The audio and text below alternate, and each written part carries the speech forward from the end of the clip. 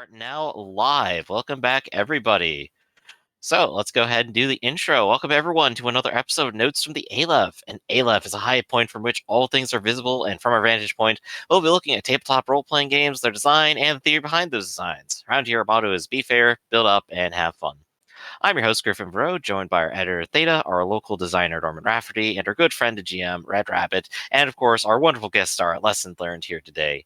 When it comes to tabletop games, I have 15 years of experience running, playing, and frequently fixing problematic rule sets at the table.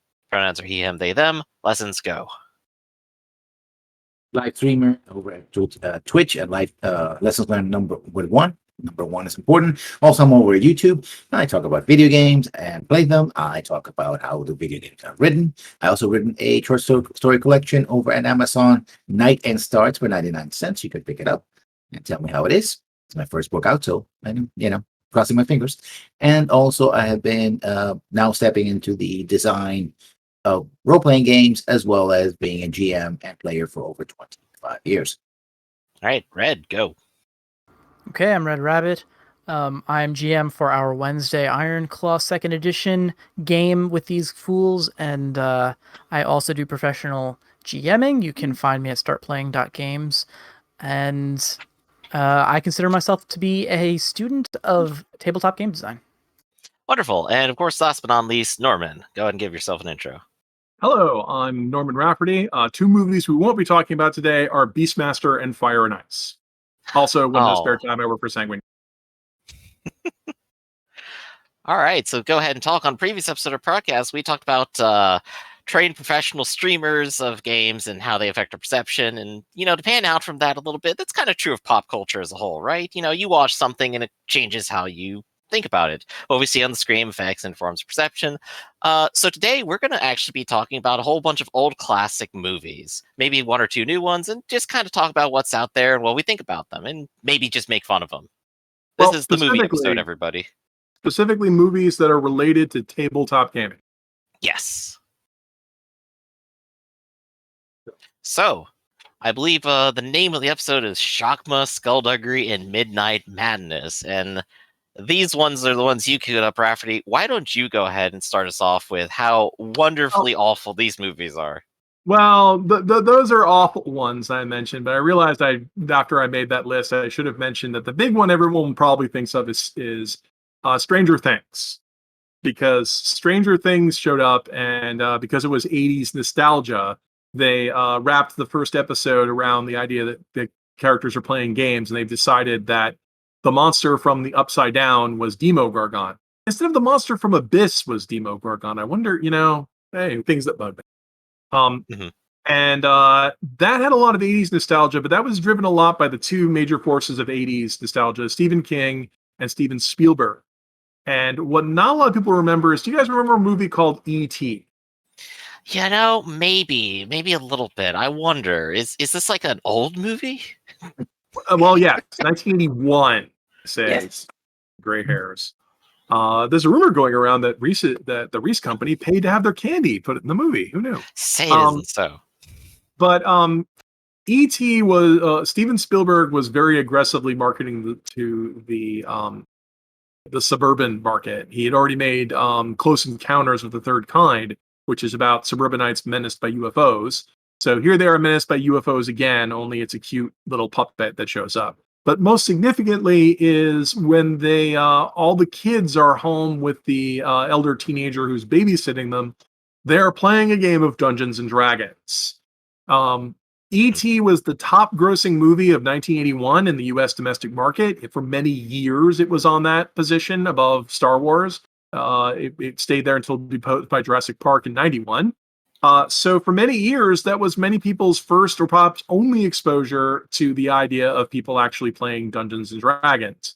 The representation in the movie is pretty faithful. I don't know if you whippersnappers today have watched this movie. I mean, probably they just handed some books and gave it to the kids to play there, because they were just about the right age, everybody there, by the age of 9 to 12, I think. The older teenagers were 14, around 14, 15. Some games have some terrible interpretations of it. Some movies have some terrible interpretations of it, because I'm not sure if any of you seen the flip side of this coin, also from 1980s, the debut of Tom Hanks Mazes and Monsters. So I have But not seen that one. Heard about it. Have that seen move- ET though. Have to That keep movie back. is basically the crystallization of the demonization and one of the many moral panics of the 1980s: rock and roll, rap music, Dungeons and Dragons, and then it carried over to 1990s with video games such as Doom and Mortal Yes, Kombat. And what's interesting about like the ET one is that it came out in the 1980s and has like this very positive and realistic portrayal of like how people are playing the game. But this is also the same time the whole satanic panic thing is going on. People are blaming D&D for like summoning demons because they're crazy. Well, Mazes and Monsters doesn't actually have any of that, but also this ties into the schlocky movies we're going to talk about, and I have to mention some of these, or at least one person I know who's watching the stream right now is going to lose it. Okay, so Mazes and Monsters is based off of a fiction novel by Rona Jaffe, or Jaff, I don't know how it's pronounced, which is based off of a real world incident.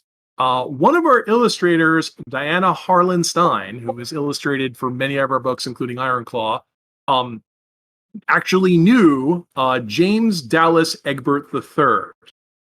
He was playing D&D in 1970s at Michigan State University, and at the time, it was a popular thing to not just play Dungeons and Dragons, but to also go investigate the steam tunnels that were underneath the university, because universities often had huge underground complexes and that kind of nonsense. And from what we can tell, Egbert was having a love affair with an older man. It's not entirely clear, but at some point, Egbert disappeared from the university and later was thinking, apparently wanted to commit suicide. And his tragic death was sensationalized in Mazes and Monsters, which supposedly came off of the private investigator who was hired to look into the disappearance of Egbert. Wanted to play up the Dungeons and Dragons angle because it sounded cool and new. And that turned into the book Mazes and Monsters, which is about some people who do LARPs. And one of them the Tom Hanks character takes it a little too far and has a dissociative episode and wanders off to go commit suicide on the World Trade Center. It is definitely a very bizarre movie. And what I find hilarious about it is because I feel like these ones that are like built around like the panic side of like this whole thing that happened back then are trying to make a horror story out of the least horrifying people on the planet, a bunch of nerds. Yep. Well, have you seen the movie? The contrast of that is hilarious. I've seen the reviews of it at the very least. Okay. No, I've seen this in there. Yeah, because if you watch the movie, the game in the movie is pretty tame. Like compared to Stranger Things, where they're vividly describing Demogorgon and other demons of the abyss and using the word demon. Like in Mazes and Monsters, they go on a LARP and there's like a puppet and they talk about magical forces and that kind of stuff. But it's very kind of, vague fairy tale Disney, like only the vaguest terms. Yeah, I think that the horror comes from, and this is sort of part of moral panic, was that the hippies were now becoming yuppies and they were going back to the suburbs. And they were afraid that their kids were going to do what they were doing back in the 1960s. So everybody thought they were doing 1960s. And so like, people talk about helicopter parents. The B generation basically was the first one that was like that, because we have to protect the kids. We got to make sure we know what they're doing. We don't want them to do drugs. We don't want them to go astray. And this Dungeons and Dragons thing was a thing that they did. The parents were like, we don't get it. Well, we don't get it. Yeah. Panic goes a little further than that, because There were parents groups advocating to boycott Boys Life magazine. Boys Life magazine, the official magazine of the Boy Scouts, because the Infocom computer company ran an ad for their Enchanter computer game and had a picture of a wizard, photograph of a wizard in a wizard hat stirring up cauldron of dry ice. Wizardry, Satanism. But also, yeah. Also, what's happening was you had a counterculture. Conservatives, especially in the United States and the UK, had come back to power, and with it came a tale of evangelical revivalism, more public as well. So now they were looking for scapegoats: pornography, rock and roll, rap music, and D&D. Anything that was that they could market, because that's what the marketing, actually, that's what they're doing. Marketing as being weird, bizarre, and demonic was a target, even something as D&D. But I want to emphasize that like that doesn't happen in Mazes and Monsters, which is a pretty tame made for television story. And it definitely doesn't happen in ET. But so there was a movie that released in 1983, which is like about a year and a half after Mazes and Monsters, although we think it might have been in production before that. And this movie is called Skullduggery. And Skullduggery is a very bizarre, nigh unwatchable movie that apparently is supposed to be some sort of horror mindfuck movie. But two of the actors that were in it were also in the Mazes and Monsters movie. And the movie is bookended with people playing what apparently is Dungeons and Dragons. That a bunch of college students get together and play D&D in the first scene, and they play D&D in the last scene, and there's like a horror stinger in it. I guess I don't know why I'm not spoiling a movie I don't think any of you should see. But no, please do. Out of all the movies I put on my list, Skullduggery is the only movie that actually represents Dungeons and Dragons as being something even remotely satanic. Right. It would be hard, I think, to, in such a short amount of time, push that amount of craziness from the Satanic Panic straight into a movie, and then also expect it to get like any kind of budget or title. Well, not necessarily. Like this is the 1970s, 1980s. You could make a movie in a 2-week shooting schedule and have it on videotape by the end of the month. Yeah, that's true. That's true. It's Skullduggery was probably just sitting around for a while. And the Satanic Panic goes back before that. That goes back to the 60s. But D&D did get labeled as part of the Satanic Panic. There's like the second edition of D&D infamously scrubbed all references to demons in some effort to get parents groups off their backs, which is also weird. There are people who worked for D&D at the time saying that all the Satanic Panic did was boost D&D's cachet. But these are movies that indeed existed. Let's see. When does like Skullduggery is just weird. Like I don't highly recommend it. It has some weird scenes in it. When it's not weird, it's boring. Oh well, Shakma doesn't come out till 1990. Wow, that was pretty late. Yeah, that's a big jump right there. Shakma you may have heard of because it was featured on Red Letter Media. Is that where any of you heard of it? Oh yeah, definitely. Yeah. Okay, I mean I saw it on HBO because I was, I had HBO in the but it's a bizarre movie about a killer what is it? An orangutan. What is that? Monkey. Yeah, what was it? According to Wikipedia, it's baboon. Yeah. Oh, baboon. How did I forget that? Yeah, he's in several movies. So it's a killer baboon on the loose, but for some reason they're playing a LARP. And I wanted to mention this one because it's probably the one most people are familiar with because it was on Red Letter Media, where they're doing some kind of weird LARP that's controlled by walkie-talkies. Has any of you ever been in a LARP that had walkie-talkies? Ooh, I have a couple of them actually. Usually the people running the game will maybe just have them so that they can communicate without having to walk across whatever building or field they're in. Yeah, and I hadn't really, in 1990, I hadn't seen that. But after the 90s, you start to have larger LARPs. I only saw that in, there was a Call of Cthulhu LARP and a Vampire LARP. What did you see that in? This one I've seen were in a bunch of small ones, which were run by a company up north when I was studying, and they were running like a small set of like storytelling miniature ones that would last like literally a weekend, so one shots basically. The other one is like a more local one to where I am now, where they kind of have a continuing campaign, and they have like a large park that they basically rent out, so they don't want to walk all the way across when they just want to ask like, hey, is someone like hanging out in like the tavern building? It's like, yeah. Tell him he's getting a vision, you do that. It's like, oh yeah, sure. Yeah, that kind of coordination.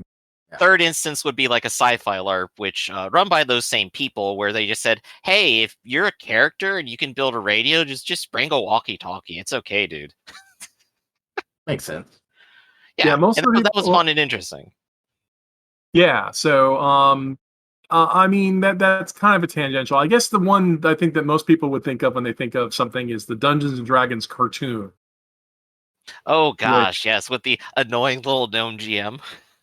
Yeah, so have you seen that? Yeah. I have seen it, and it burns into my nightmares every night. Well, you know what? I want to say something about that because that's the time when Guy Gygax was trying to get a D&D movie going, and then he went to Hollywood, and that helped the split of him and everybody. and Yeah, he got relegated to Hollywood. Some tellings of the tale.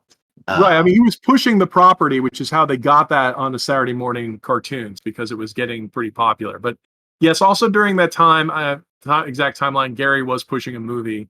You can find the leaked script online. It's a very weird script. It's basically an isekai about 5 kids who all work together to learn the power of friendship that has like nothing to do with D&D.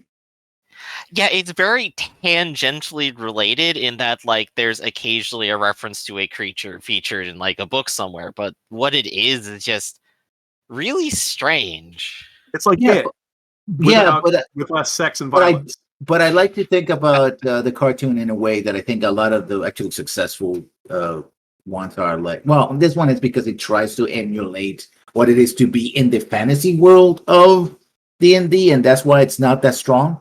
Whether some of the others we might be talking about, they try to talk about the experience of playing the game, and maybe have some of the jokes where you have the players on the table, and then they're doing the thing in the outdoors, and kind of larping around. It's like, oh, I shoot it to the darkness, that sort of thing. So there's a difference because trying to emulate on a movie something from a different media is just like you lose a lot in translation. Well, I mean, I have a fascination with it because it was the show was the head writer for it was Mark Evanier, who I already joked was the lead writer on Welcome Back, Kotter. But he also has another claim to fame. Are you sitting down? I am. Mark Evanier is the creator of Scrappy Doo. Oh, yikes! Okay. Mark Evanier has also done some many awesome things, like written the biography of Jack Kirby. That's awesome because he was Jack Kirby's assistant for many years. He has a long history of working on a bunch of stuff, including the Garfield and Friends cartoon and many of the new iterations of the Garfield. Yeah, I think he's working on the more recent one too, the 3D one. But okay, so he was working a lot in children's entertainment. And I think I'm fascinated by the approach. You can find his blog online and lots of details about it. I mean, the cartoon was made to be kids friendly, but there's 2 things that fascinate me. Is like, first of all, there's no rules to the fantasy set for Dungeons and Dragons. It's like it's a bunch of kids trapped in a fantasy world. This fantasy world is not Greyhawk. This fantasy world is not Forgotten Realms, which hasn't been invented yet. This it's not Dragonlance, which is in the process of being invented. It's some sort of bizarre fantasy world that was whatever was popping into the writers' heads that also got past standards and practices. But the other thing that's always been fascinating to me about it is none of this material that was in any of the cartoon show, with one exception, would ever wind up in the game. What's our one exception here? We have to know. There is one bizarre basic set adventure that has stock characters that are based on the action figures. And it's just like you can play the evil wizard or the evil anti-paladin, and they have stats for them in it. And that's it. But there's no specific like tie-in. Venger has never been statted anywhere.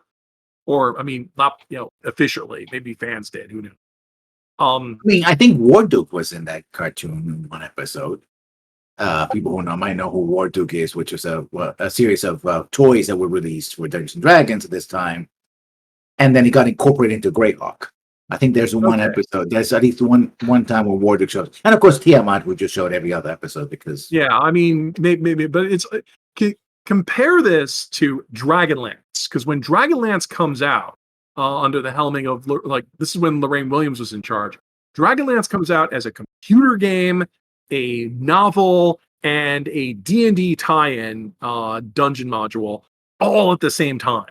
Like it was everywhere. If you wanted to be Dragonlance, you could be Dragonlance. Here it is right here in your hands. And then every time a new novel came out, there was more stuff for it. I don't know if there was always computer games, but every novel was translated into material directly statted for D&D. It was totally integrated that way. So I think this just kind of showed a weird, like the transition in Dungeons and Dragons, where it's weird. It's always been weird to me where you could watch the D&D show. Look at how exciting it is. They're blocking the Cavalier's shield, block stuff magically. This guy's got a laser bow. And you go, wow, that looks great. And you get to the game, none of that's in it. Yeah, it I just. think in third edition disappointment, they right? actually introduced a bow like that in third edition.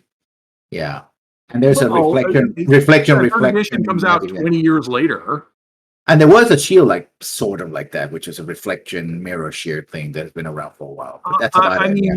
maybe there's one that has a circle of protection that works like a force shield. I mean, it's D&D. They got a huge magic. But I'm talking about, like, if you went and saw that show and said, that show looks great, I want to go do that, and then went to go get Dungeons & Dragons product in 1983, you were out of luck. Yeah. There was no way to do that. You couldn't get a hat that pulled out magic things or a magic staff that let you jump over stuff. You couldn't be a thief acrobat. That's on Earth Arcana on a sidebar somewhere. And you have to like level up to qualify for that. It was like what I'm getting at here is like that was a very weird. It continues to be a weird thing with me when something is in a franchise, but they don't make it available in the game. Right. It seems like an incredible missed opportunity. Right? I mean, I think what happened was there was no communication between the people making the cartoon and making the game. There was none whatsoever. And like we got the license and we're going to do whatever. That's it. And we kind of get the thing with the dragons being fire and we call D&D. That's it. Which will bring us to the 2000 movie with Jeremy Irons in it. That's the movie probably most people know is the Dungeons and Dragons movie that came out. I've seen this one. Yeah, I wish I didn't. Okay, you know, as someone who recently tell us your misery. Yeah, I'll say as someone who recently watched the sequel to that movie, trust me, it can get worse. Really, you thought the sequel was worse? Most people think it's better. So lessons. No. Give us your experience. Yeah, come on, tell us. Tell us. Oh no, he's dead. Oh no, he killed his mic. Shakma got him. Oh wait, there he is. Still with us, lessons? Yes, yeah. Okay. Why don't you tell us your experience? Okay. I think the problem, and this is what I mentioned earlier, right? The kind of movie that tries to emulate the sort of fantasy of Dungeons and Dragons, right? Mm-hmm. Kind of fails. Because another movie I remember that name drops Greyhawk, but doesn't do anything, but it's kind of solely rated is Hawk the Slayer. Right? Those kind of movies, and I know Rafferty probably heard about Hawk the Slayer, maybe. And they're like that, you know, they basically they come up as generic fantasy with some mention, or they have D&D in it. Right. Well, I mean, I just want to like, to put this back. It's like not only does it fail, it doesn't even try, because the premise of the movie is that wizards are a separate race of people from everyone else, and they have an aristocracy that rules over the world. And Jeremy Irons is an evil wizard who controls dragons, because that's what wizards do. They control dragons.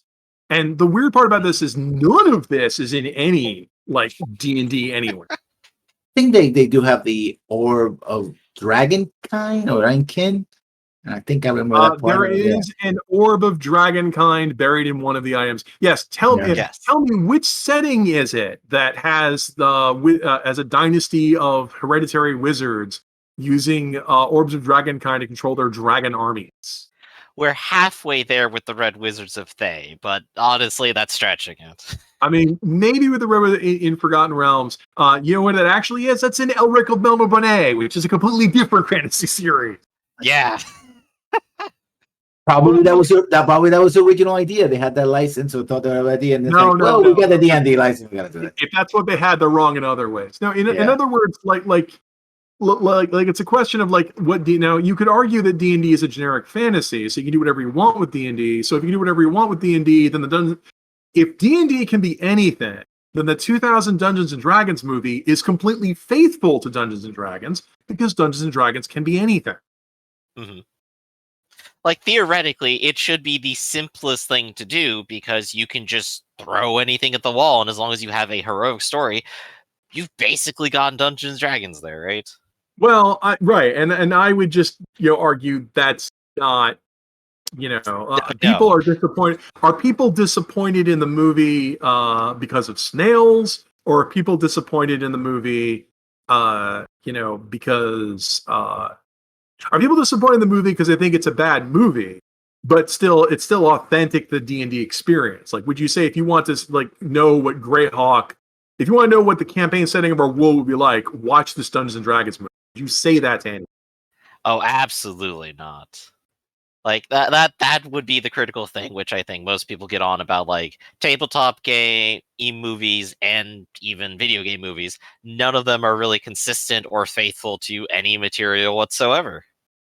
I wouldn't say that, because there's one movie that's incredibly faithful, and it's on my list. What's on your list?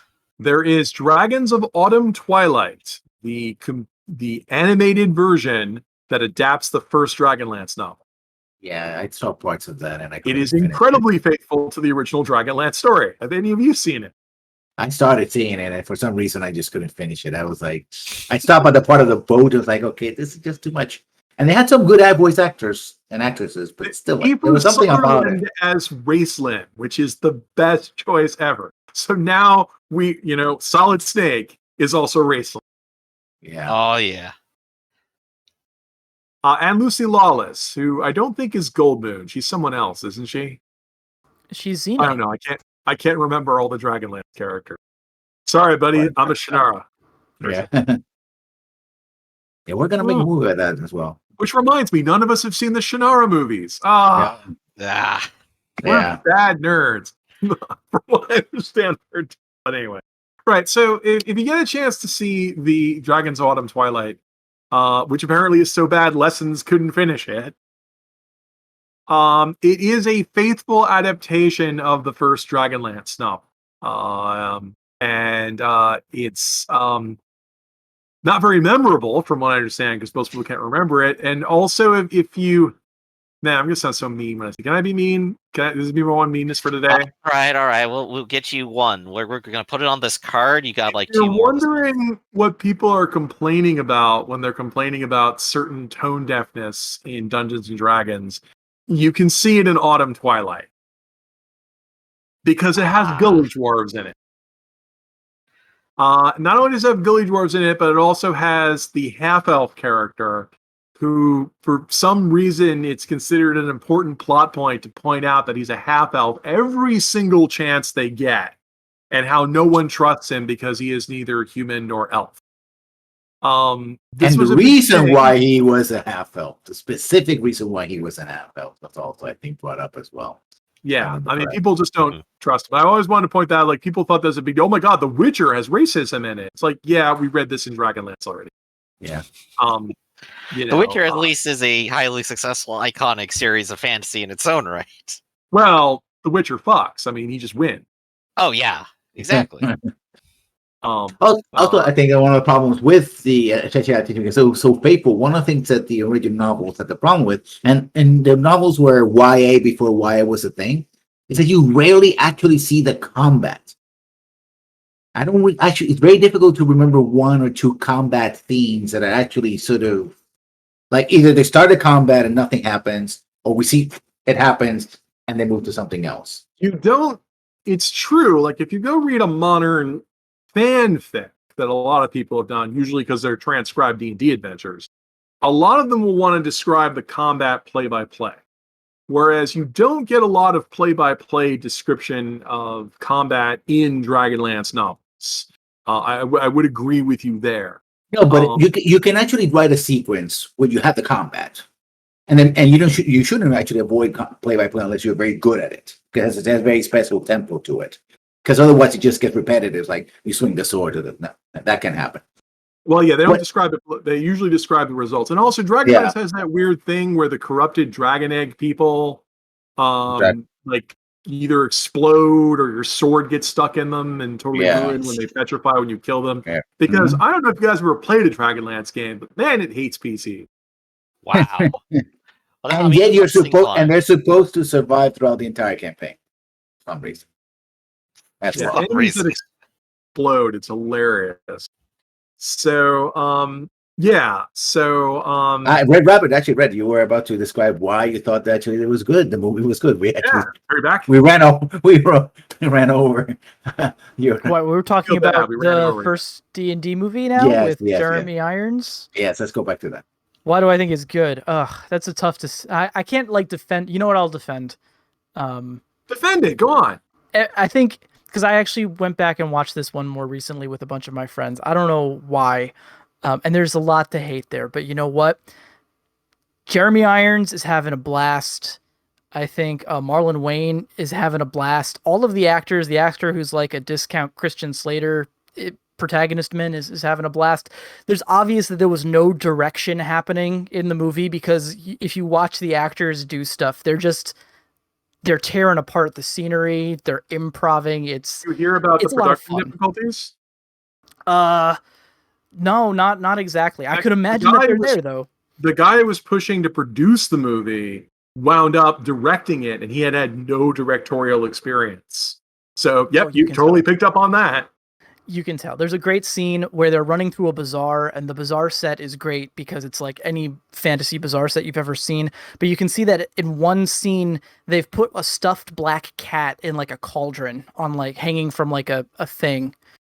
And Marlon Wayans has grabbed that cat, and it's in the next scene where they're all sort of like peeking around the corner, and the stuffed cat is there too. And you can tell that no one was directing this. Like the dude who was directing was watching the movie happen and just say, "That's great. Keep doing what you're doing." So it's a lot of fun. In actual defense of the story, I will say it doesn't represent any Dungeons and Dragons setting that any player would be familiar with.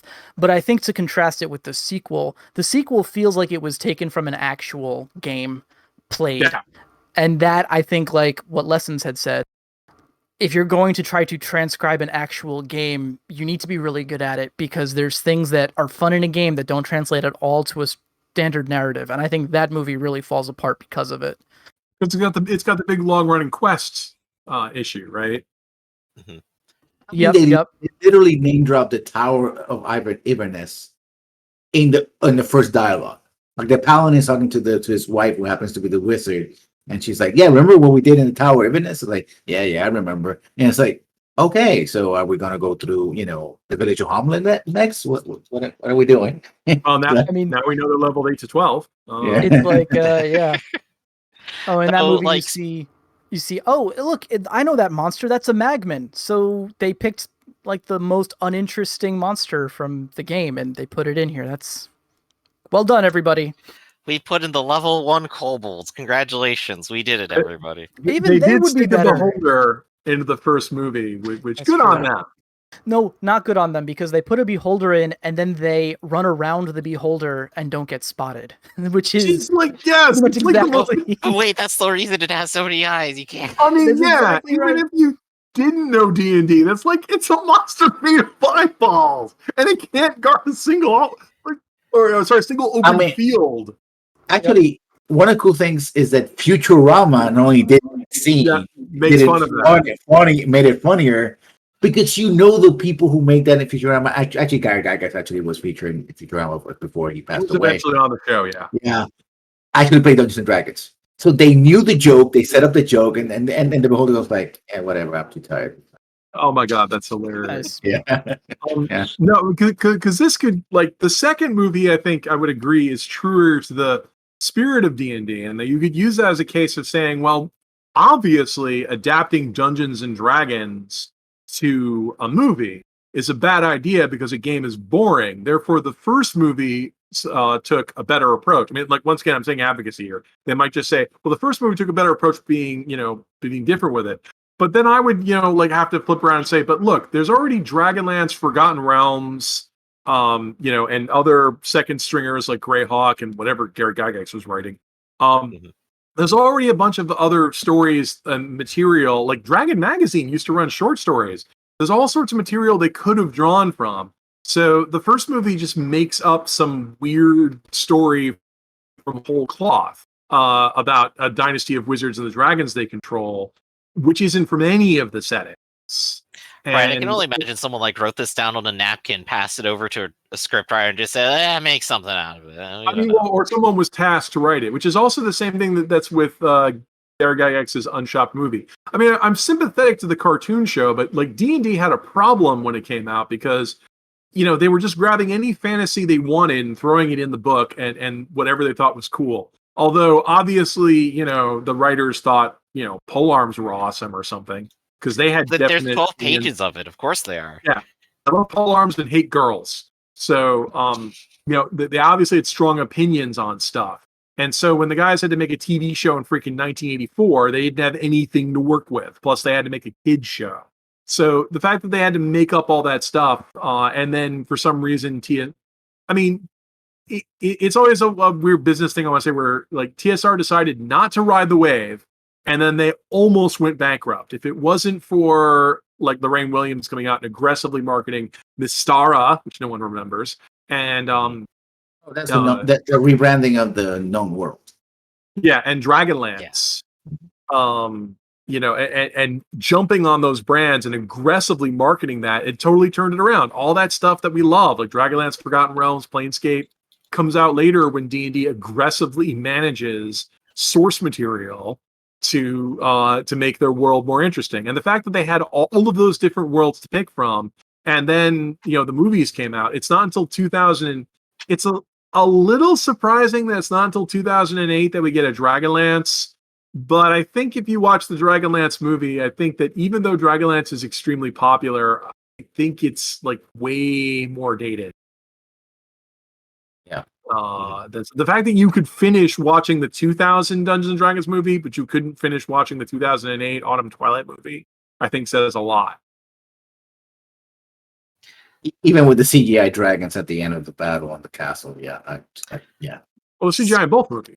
Yeah. Speaking of things like nobody wants to see, so one of the things that like definitely happens like in tabletop games is people like get distracted, forget the rules, or have an argument. But when it comes to like the comedy versions of these movies, like the ones that actually end up being good because they're funny, that's kind of where most of the comedy comes from, isn't it?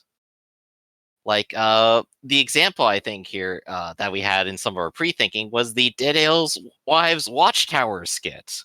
Well, those aren't live action skits. Those were on recorded albums. Right, those are just recorded albums. Maybe later some people animate them, but still, basically, I think the Gamers ends up being like a very good use of reference here too. Theta is giving us memes all over the place. I just want to stop you real quick because folks may not know who the Dead Alewives are, but I'll let me remind you: Dungeons and Dragons, Satan's Gang. That long comedy bit that has that with the "I want some Mountain Dew." That's Dead Alewives. Yeah. You probably heard that clipped and it wasn't attributed. Now you know. I attack the darkness. I attack the darkness. That was incredibly true to the experience. The Gamers is a movie that you can watch online. I've seen it, which is it's very much for knowing people because I think it's great when they have a bunch of people around a table and then they'll cut to how this would look in a fantasy world. And my personal favorite bit is the guy who's not there. His character's there, but he's not there. So every time he's in a scene, he's just standing there motionless while everyone ignores him because he's not there. So no one's allowed to interact with him. And that cracks me up every single time I see it. Right, exactly. Yeah, but I think that those work because they focus on the experience on the table, like the relatable, being with your friends, and and being the friend nobody wants. Yeah, and it has all the inside jokes for people who like play Dungeons and Dragons, and for people who are from outside, it's like, these people are just sitting around the table having fun, and you have the annoying friend nobody likes, and you have the know-it-all, and the rules lawyer, and the exasperated friend who wants everybody to have fun, but has to carry the whole weight on their shoulders, usually the GM. Etc. Etc. So, and of course, when you put it in the same actors playing on the field, it looks silly, and it's also part of the joke, right? But it's also they kind of do things that are cool, like a fireball. It's like, yeah, okay, that looks weird, but I like the fact that the guy doing a fireball. That seems like a cool idea. It especially illustrates one of the things I love about gaming, because the Gamers is worth it just for the performative scene. Because there's a scene where the GM wants the bad guy to come out and monologue at the players. like to come out and start, like giving his big dramatic speech. And one of the players isn't having any of it and keeps saying, I shoot him. Just keep saying that over and over again. I shoot him with my bow. And the GM has to keep coming up with excuses of, no, actually, you're shocked by surprise. It takes 3 rounds. And so the player starts counting off the seconds, since each round is 1 second long in D&D, 6 seconds long in D&D 3rd edition. And when 18 seconds have gone by, he interrupts him again to say, I shoot him. I'm being informed by our moderator here that, our producer here, that there's a gazillion Gamers movies. I've only seen the first. Yeah, it just never ends. Yeah. But well, it's a good bit. But what I love about that bit is that shows like the ludonarrative dissonance going on. The GM is there and wants to be performative and show characters. And if this was Critical Role, Mercer could be up there monologuing, all the other people would just listen. They would just sit there and behave because they would know that this is, part of the story and they're supposed to be immersive. None of them would be buzzkills. They would all do that. But the gamers know that if you did this with some gamers are there, they don't want to listen to these speeches. They want, this isn't getting them any money or experience. This isn't what they want. And they don't care about some character that isn't them that the GM just made. So they want to kill them. And I think, I love that scene because it just illustrates that right there. Like, if you're that's the Mercer effect in a movie. Right, definitely. There was a similar movie, which wasn't the gamers. I think it was from Dale which was the big bad guy turned out to be the roommate, the college roommate down the road, because down the hall, because he kept interrupting them because they were shouting in the hall. Here, I guess I'm hearing a little background. Sorry about that. And so she kept interrupting, and she eventually became the big bad in the game. Okay, I don't know what movie that is. Does anybody know what movie that is? I think it came out alongside the gamers. In fact, I said earlier that I should confuse the two of them. It's the Looking for Group comedy troupe that made flash animations and live action stuff. But I am only passingly familiar with Looking for Group. Isn't that where Tina Fey comes from?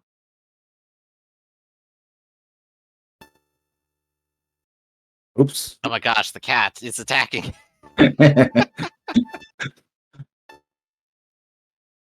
Oh gosh, Red, the cat has knocked something around.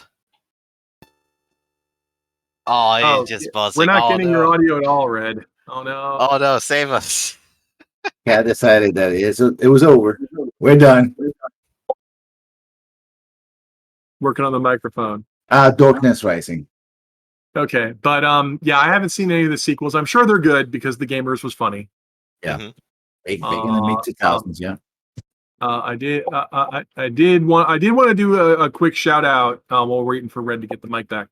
There's a movie that was made by Nerdist.com, who are very much aggressively influencers in the nerd age. But this was early. This is 2013, and I rewatched it. It's called Zero Charisma. And I want to point out that it's the flip side to everything we've been talking here, where The Gamers is silly and affectionate parodies with knowing winks. Zero Charisma is very much in the Wes Anderson and Lars von Trier school of very unflinching and cruel. But I'm Rafferty and I hate fun. So you can watch it for free on YouTube, and I recommend it because if you have a low tolerance for cringe, you might not be able to watch it. But seeing people I recognize and then seeing myself in some of those scenes just made me go, ooh. Plus, also, I'm curious if that era still holds up because it's a 2013 movie that's parrying 2010 gamers. So I'm not sure how much of that is still relevant today. The set design alone was just frightening. I'm gonna check it out. Yeah, definitely because check it out. I like comedy as well. Even for cringe. Yeah. Yeah.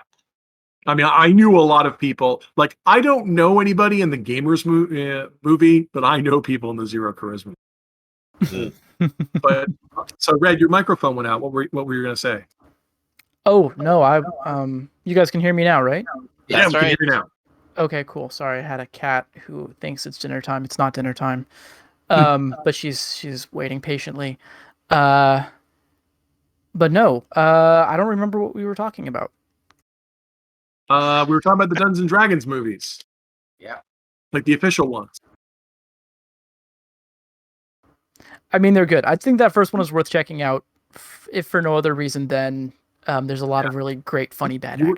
You were championing the first one because even though it has lack of direction and the production value is a little iffy, if you go into it with a good spirit and expecting just to see a kind of silly schlocky movie, I would agree that among its faults, pacing is not really one of them.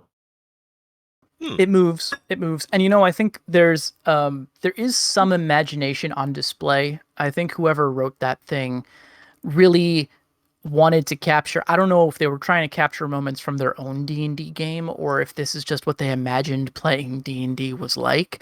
But there's definite set pieces there that I think I find inspirational. See, I would agree with you there. Like I said earlier, where D&D can be anything. So I think you're right where someone showed up and said, well, this is what D&D meant to me, so I'll go ahead and put that on the screen. And I'm being a negative Nelly here by saying, like, well, I think we were expecting what D&D means to a lot of people. And we were expecting a lot more signifiers of what a D&D experience, was like. But of course, I'm mean. I want to see people getting hit by poison darts and killed instantly because that's what I remember and falling in pits.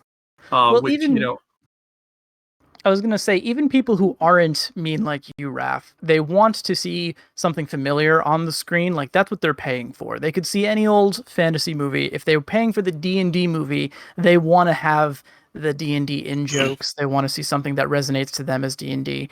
It's the same reason why I have like an endless distaste for video game movies. I think similarly, I have a distaste for the role-playing game thing because I don't think you'll ever see a movie that captures what, the joy of your pastime in movie form unless you get the guys who made the Lego movie to do it. So yes, I haven't seen the World of Warcraft movie, but I hear it has a similar problem the D&D movie has, where it's written weirdly and has no direction. Like the camera is on actors who weren't told to do anything. So I mean, again, I think that's an inherent problem with media translation, right? Video games, for example, and tabletop RPGs. What are the experience that you're playing it versus seeing someone else do this? Yeah, it's like if you're being a race car driver or a baseball player and comparing the way you play or drive versus seeing someone else on the screen do that. Yeah. Right, but there are several. I agree with there, but it's the weird thing of where they went to make a D&D movie in 2000. There already had been dozens of novels based off of Dungeons and Dragons, many of which could have easily have been adapted. It's not like they had to take a game. It's not like the 1983 where they had to take a game of a bunch of abstract ideas and turn it into a kids show.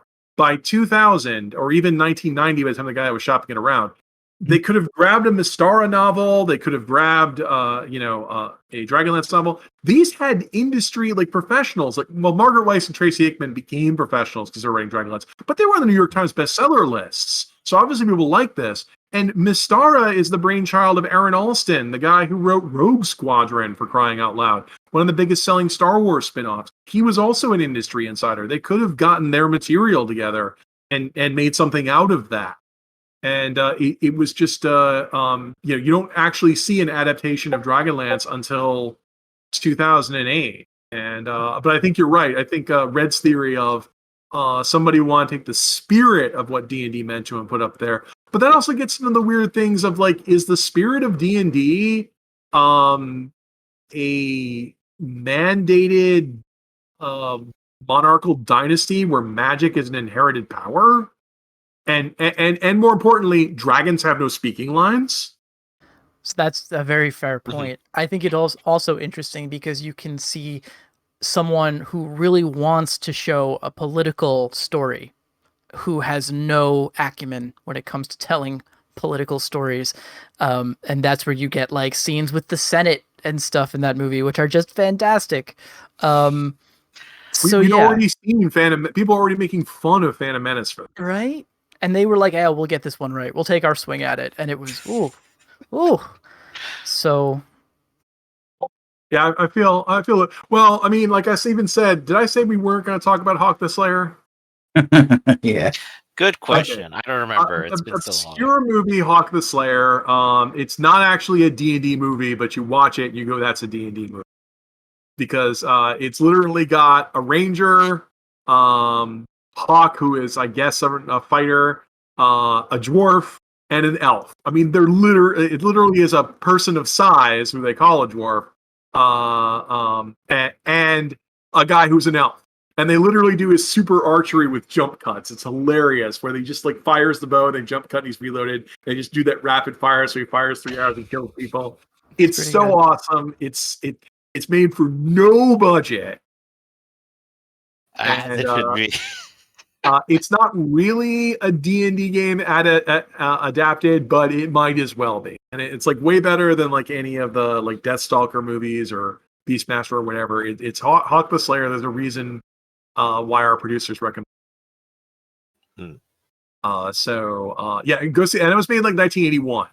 So you can go see that, and you have to wonder if the D&D guy, if the D&D guy had just seen Hawk the Slayer, all he had to do was that, and we'd all be happy. So go see Hawk the Slayer. And there was. I guess I should talk about Midnight Madness because it's in the title, right? Yeah, let's do Midnight Madness. Midnight Madness, really very briefly. It's not really based off of D&D. It's the infamous movie with Leon in it. It's a movie about a guy. It's a Disney movie about a guy who sends a bunch of people off in steam tunnels, which is what its relation is with Mazes and Monsters, because that's also about people LARPing in the steam tunnels and solving a bunch of puzzles. Midnight Madness is what a lot of 1970s geek culture was like.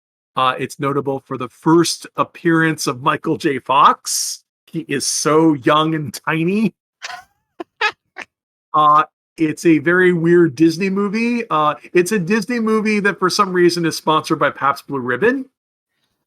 That's such an incredibly weird combination of things. So it's not really a gamer movie, but I wanted to put it in the title because I wanted to get some bona fides in there. And although our producer has many more titles to recommend, I've never seen any of these Journey Quest materials. I gotta say, I'm taken by the title alone and that first promo poster, Journey Quest. That's inspired move. Journey Quest. And what is it? Unicorn Quest? I just had Unicorn Quest recommended to us, which is a bizarre movie. Let me make sure I got the title on this right.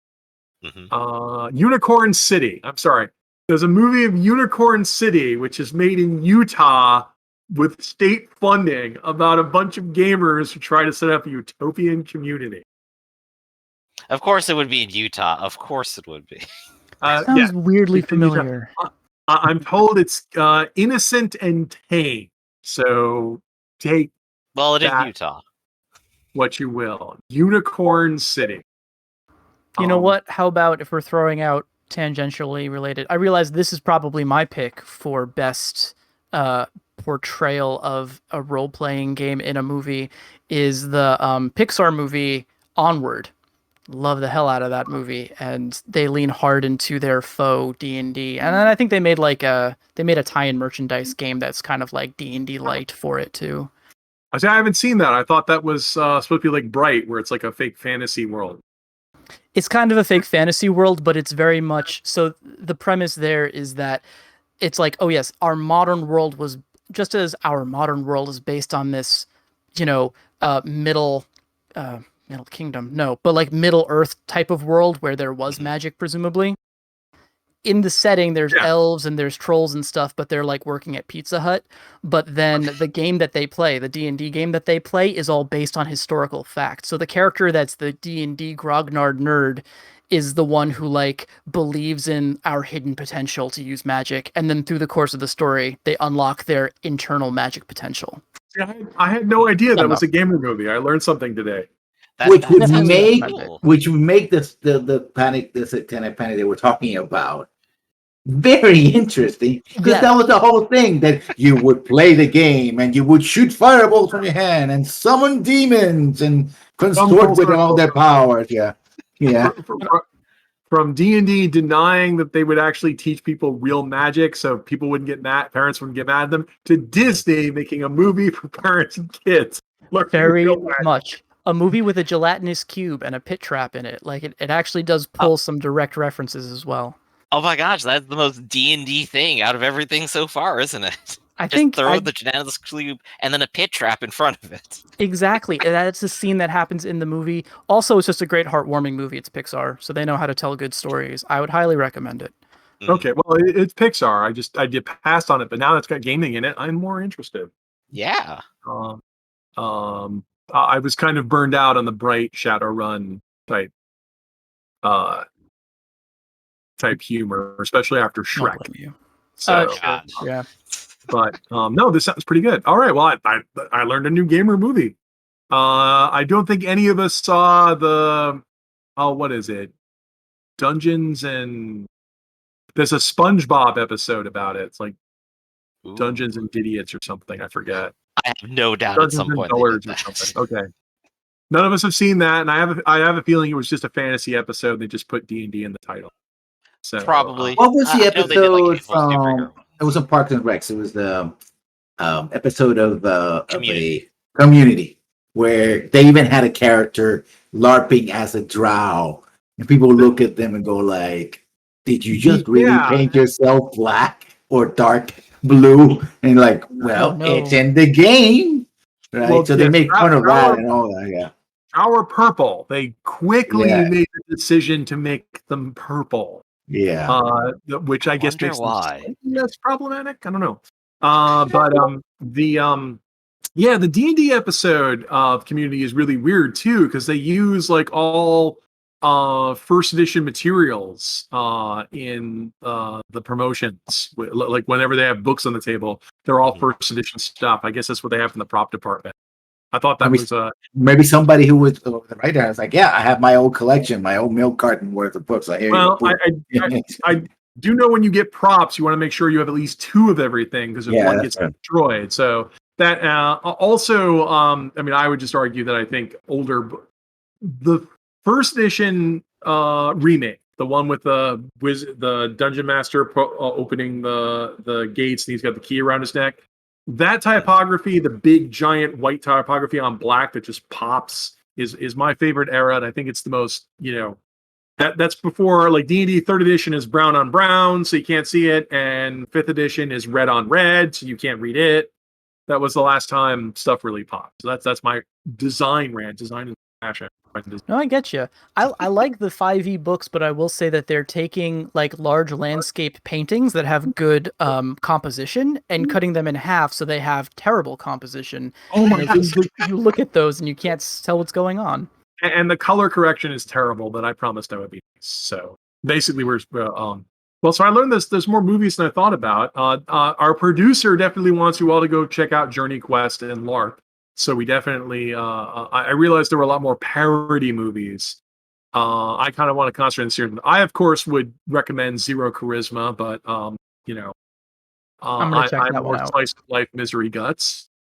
And Red is recommending we should give Dungeons & Dragons 2000 another look. Maybe I will definitely agree that a problem with like the second D&D movie and later is they often hire serious actors and serious, man, I'm gonna say something. But serious, pretty people often can't necessarily emote too much or express too much. So and if they have a dull script and dull direction, then they're going to be dull.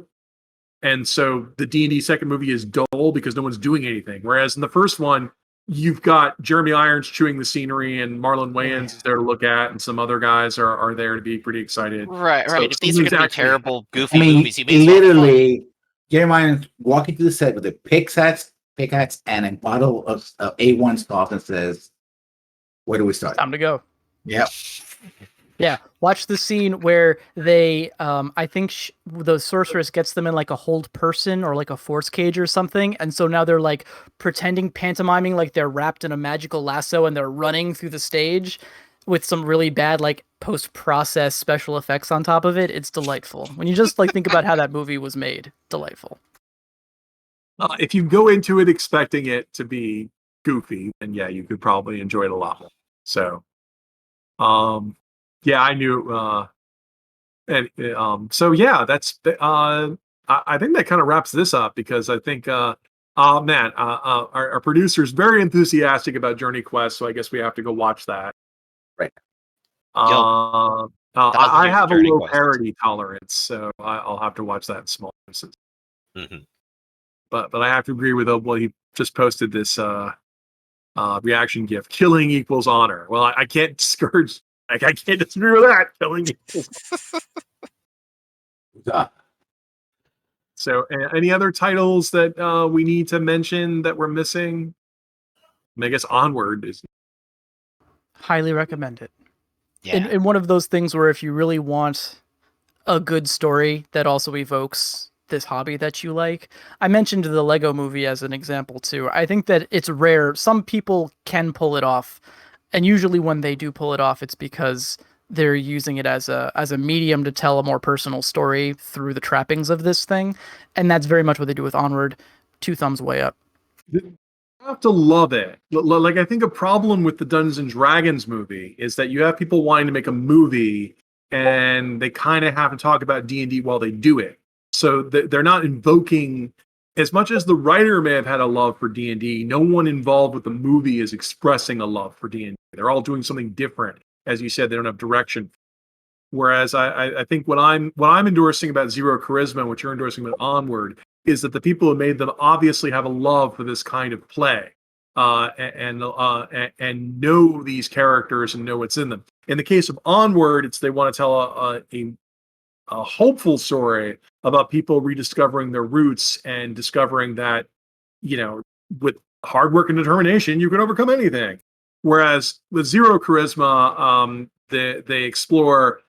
People often use this kind of fantasy for escapism, and the Zero Charisma is about people coming to terms with what escapism actually means. It's like at some point, reality comes crashing in, and it's got really good actors in it. So showing what might have been fun when you were 10 and 20-year-olds, when you get 30 or 40, things change. Seeing that, I thought, rendered in that kind of way, it will resonate with older gamers. I enjoyed it. So I'm definitely going to check it out. Good. I think a suggestion, not exactly a movie, but I think if we were to say to picture Hollywood, I think a Netflix style TV series, I think, would be the best way to do it, either comedic or serious. Because one of the things that you have to have is the idea of the campaign and the world, right? So you have to take time to develop it and say, okay, we're in Thedas. Well, not Thedas, that's fun. But say right. You're in Faerun, you're in the Flaness, you are in Mystara, right, in our own world. And you have to sort of... They keep trying to make a Forgotten Realms TV show, but they never quite get there.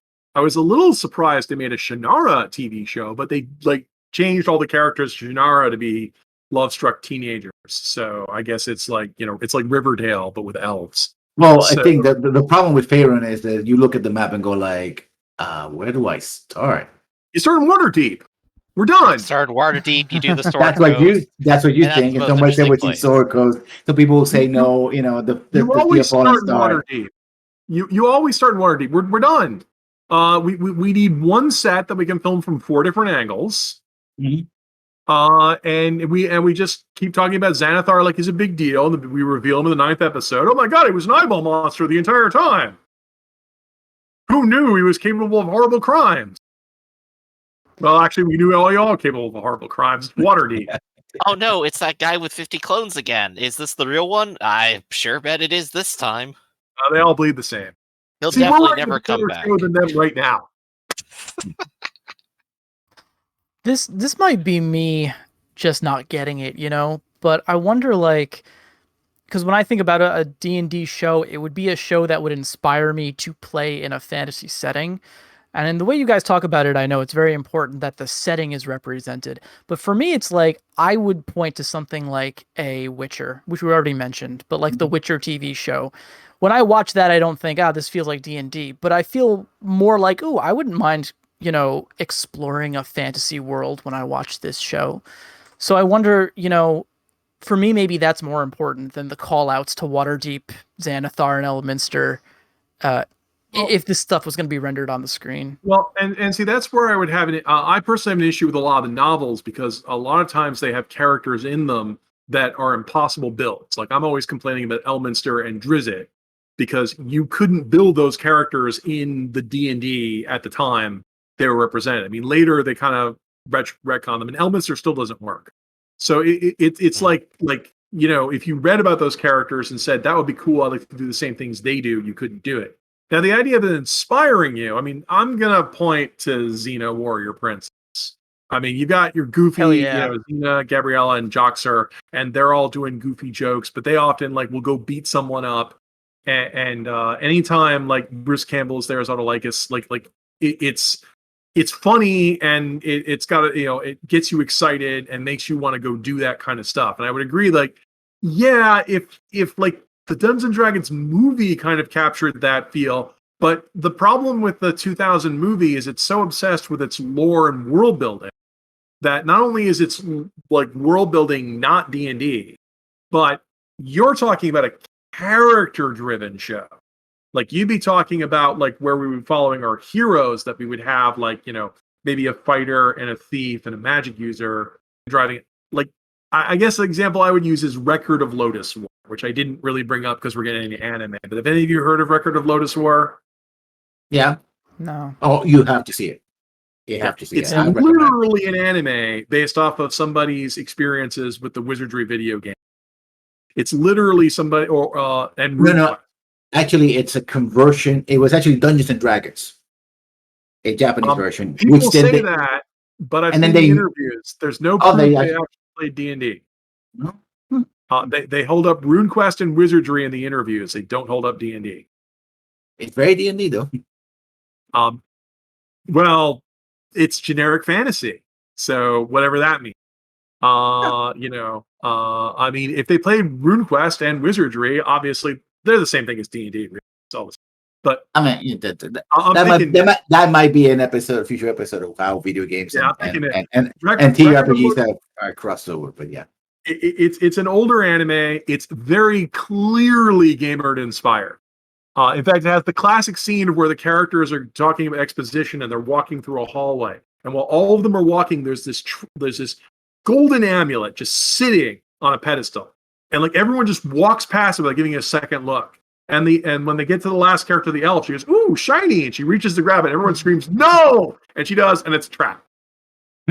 Beautiful. And it collapses the entire hallway. And it's just such a hilarious moment of everyone's just walking past and going, "Trap, trap, trap, trap." The first lines are between the fighter and the cleric, and the fighter says to the cleric, "Well, I have to go out into the world. That's the only way I get experience." Yeah. There you go. Starting a long tradition of anime being incredibly blunt and not at all subtle about its source material. Yeah. Well, at the time, Lotus War would have been Wizardry would have been a novelty to folks, because I know Wizardry is huge in computer. But that problem is I can't argue that's tabletop inspired, because they hold up the video game Wizardry in the interviews. So they were, but if you're talking about something that inspired you, Lotus War clearly has the same spirit, where it has some interesting ideas because it's generic fantasy. But yeah, watching Lotus War would make me want to go play D&D, because the characters do in Lotus War what they would do in that. And if you're looking for something that would inspire you, then we're getting away, because regular Lotus War, Slayers, which is a series that is criminally overlooked. You can tell it's a big influence on us with Ironclaw. Slayers is an awesome anime series that I highlight. Also very RPG inspired. And I'm sure there's other anime that are technically, I was waiting for someone to say Tower of Jiraga, but Tower of Jiraga is inspired by a really weird computer game. So, right. I mean, I guess the last thing to say is the Tower of Jiraga anime has monsters from D&D in it, but it has monsters from D&D in it because the people who made the Tower of Druaga games got copies of the D&D books and flipped through them and found monsters that were interesting and copied them and put them in their game because copyrights. What are those? In Japan, right? Right, which has led to the weird thing that the Roper, which is a high-level monster in D&D. You guys know the Roper, right? Oh yeah, I like a roper. Yeah. Right, it's a giant monster, paralyzes you with tentacles and kills you. It's mid to high level because of Roper and Store Roper and the levels. But in Draga, it was one of the first monsters you met. So Ropers, for some reason, in the Tower of Draga anime, are an entire race of sentient blob tentacle creatures that are all like sweet and innocent and easy to kill. I guess I should have my last note. Was anybody here a Sword Art Online fan? No. I watched the season and a half, I think. Okay, I think they're remaking it, which is kind of a bummer. Because what's funny is, so Sword Art Online was made in about 2000, or the original light novel was made in 2000, and the anime starts coming out in 2003. So what makes this hilarious is, in second edition D&D, in 1999 second edition D&D, kobolds are small, dog-faced, and blue. But then D&D third edition comes out, and kobolds are now dragon people. Dragon people and red. The superior kobold. What always cracks me up is because Sword Art Online came out about that mid-transition period, the kobolds in that are dragon people with dog faces. Huh. Okay. It is a funny mixture, that's for sure. Yeah, they've got dragon-like bodies and dragon tails, but they have dog heads and dog noses. It's hilarious.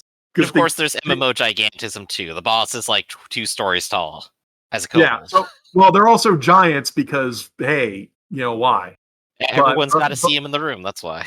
But it's hilarious to me, like that moment in time. If anyone watching that going, why do kobolds have dog faces? Because they had dog faces in D&D. And people say they didn't have dog faces in D&D. I said, I'm very old. Try to read an edition before 2000. They did have dragon tails though. Back in the day, they have tails. Even that they are the Errol Otis one especially is a weird scaly monster, so they do have kind of like long lizard-like tails, but they have dog-like hands. Very little horns, like tiny. They're not described as being dragon-like in any way. D&D third edition that turned them into the weird dragon worshippers they are now, and has started a whole trend Because they're better. So a whole episode on like the mythology of D&D monsters here and how they all start from like a lot of them, like kobolds, goblins, and others start from like basic house spirits and just expand. That's an episode right there. Their continual transition. Deep dive on kobolds. We could do forgotten D&D monsters. Bring back cavemen. Cavemen used to be a monster in D&D. I demand a return to cavemen. Or we could just take a random group of Chinese-made toys, put them on like, well, these are weird enough. Let's make monsters out of them. I wonder if I've got my second edition AD&D books here. Yeah, bring back all forgotten D&D monsters. Cavemen, brownies. Are brownies gone? Did they bring brownies back? I think they They fall might be there somewhere. Somewhere, yeah. They have leprechauns in modern D&D. No, not in a monster. They took those out. They're one of the no first... pots of gold for you. Also, no wolf and cheap clothing out of or was it cheap? Bring back leprechauns. Bring back I want to fight a caveman. Every time I go to an OSR game, I always say, I want to fight a caveman. All right. I think if we're arguing about fighting cavemen, I think we're we may have gone through all the movies we want to here. Yeah. I thought of another one, but it's not good. Well, one more title? What's one more title? One more title, since we were talking about anime, and I don't want anyone to confuse this as a recommendation because I don't recommend you watch it, but Goblin Slayer was something I saw more recently that is very much, I would say it's interesting because it is very much playing with the idea of metagaming and min-maxing within the context of a fantasy world. So all the characters are fantasy characters except for this main character who is very clearly a min-maxer and is breaking the laws of physics. Yeah, but then we're getting there's a whole bunch of modern anime that's a lot like that. Yeah, where one guy is a min-maxer, and also they're way more computer game. really, I wanted to focus on stuff that was more closer to the tabletop. Like a lot of those will have. That's why I mentioned this one, because it is clearly tabletop. In the credits, they show like dice rolling. They talk about like the character sheets of fate and stuff. It's clearly drawing inspiration from tabletop and tabletop fantasy. It's also a bit Weird. rapey and gross. So I don't recommend people go out and see it. That's the problem. A lot of these are really gross. So, I mean, I had reservations recommending Zero Charisma because it's got intense scenes of family strife. But yeah, no, let us walk away from that. And Record of Lotus War and Slayers, much better, and will inspire. I will check them out. Yeah. And will inspire your D&D campaign, especially because Slayer has the great line in it. You just wait until I come back to life. That's a good line. Yeah. All right, then. So I think that's going to be it for the movie episode today. That's been another episode of Notes from the Aleph. We stream episodes bi-weekly Fridays at 2 p.m. Eastern. You can join us live on Twitch on Twitch TV/Ractus. We also stream and record weekly tabletop games on the same channel. You can join us when we start at 10 a.m., 2 p.m., and 6 p.m. Eastern Standard Time on Sundays and Wednesdays. Norman Rafferty here is a partner and writer for Sanguine Games. Check out sanguinegames.com and join us on the Reddit and Twitter. And look forward to the Book of Quarrels, upcoming Ironclaw expansion book where you can engage your own pirate adventure. Don't forget to check out RedRabbit and book him for a game over on startplayinggames.com. As Oracular Pig and Lessons, why don't you give us a shout out to your stuff real quick? Yes, you can find my book, Nights and Stars, over at Amazon.com for 99 cents. It's speculative fiction, that's sci-fi, and a bit of fantasy short story collection, flash fiction collection. I'm also run a game here every Sundays at 6 o'clock Eastern, called Into the Wild Coast, 5th edition Greyhawk, for those who don't think it's a lesser setting. And also, I been dipping my toes on being a streamer over at Listen One channel on Twitch, and of course as a YouTuber where I do script doctors, which I basically tear apart the scripts from video games, the narratives, and decide that I am a writer, therefore I know better, and will actually make vast improvements into them. Naturally. So thank you for inviting me. All right, and be sure to like, comment, and subscribe. Tell us what your favorite tabletop movie is, and come see us all again. Until next time, everyone. Bye-bye. Bye, everybody.